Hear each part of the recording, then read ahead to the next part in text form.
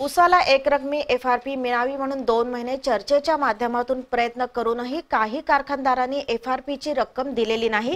त्यामुळे संतप्त शेतकऱ्यांच्या प्रतिक्रिया उमटू लागल्या आहेत। अजूनही वेळ गेलेली नाही।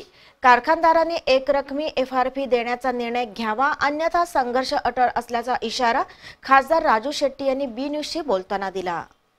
साखर कारखाने सुरू झाल्यापासून उसाला एकरकमी एफआरपी मिळावी म्हणून स्वाभिमानी शेतकरी संघटना प्रयत्नशील होती। या मागणीसाठी खासदार राजू शेट्टी यांनी वेळोवेळी कारखानदारांशी चर्चा केल्यानंतर कारखानदारांनी एकरकमी एफआरपी देण्यास सहमती दर्शवली होती। मात्र अद्याप ऊस पुरवठा केलेल्या शेतकऱ्यांना एफआरपीची रक्कम मिळालेली नाही। त्यामुळे संतप्त शेतकऱ्यांनी आज ठिकठिकाणी साखर कारखान्यांच्या कार्यालयावर चाल केली। तोडफोड करून अनेक कार्यालयांचं नुकसान करण्यात आलं। काही ठिकाणी ऊस वाहतूकही रोखण्यात आली। या आंदोलनाच्या पार्श्वभूमीवर खासदार राजू शेट्टी यांच्याशी संपर्क साधला असता 2 महिने प्रयत्न करूनही शेतकऱ्यांना एफआरपीची रक्कम मिळालेली नाही। अद्याप वेळ गेलेली नाही। कारखानदारांनी एकरकमी एफआरपी देण्याचा निर्णय घ्यावा, अन्यथा संघर्ष अटळ असल्याचा इशारा खासदार शेट्टी यांनी दिला।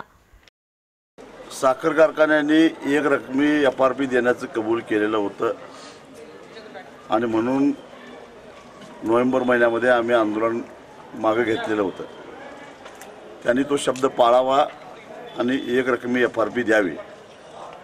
ते जर देणार नसतील तर आंदोलनाची तयारी आम्ही केलेली आहे।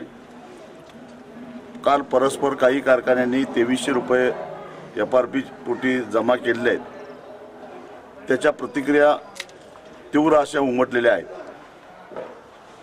अजूनही वेळ गेलेला नाही।